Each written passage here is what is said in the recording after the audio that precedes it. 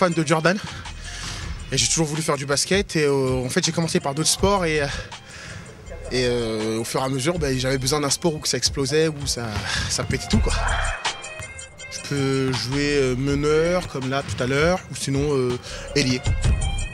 Avec les horaires, je suis obligé de jongler un peu entre mon boulot ici. Et ici, l'entraînement commence à 20h et moi, souvent, je termine vers les coups de 20h. Alors, j'essaie de speeder pour pas être trop en retard ou pour faire le maximum d'entraînement avec les mecs de la une.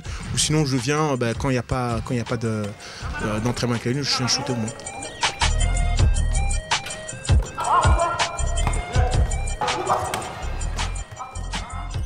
Actuellement, mon poste à Télétotal, c'est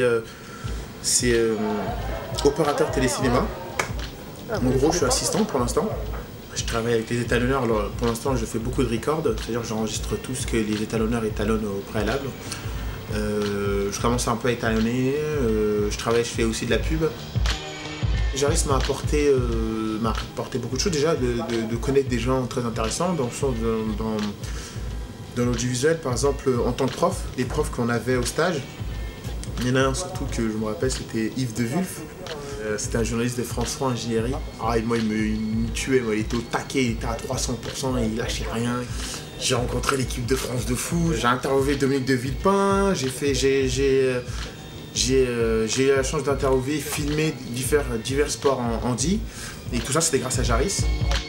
Le domaine où je me suis senti le plus à l'aise, c'était l'image.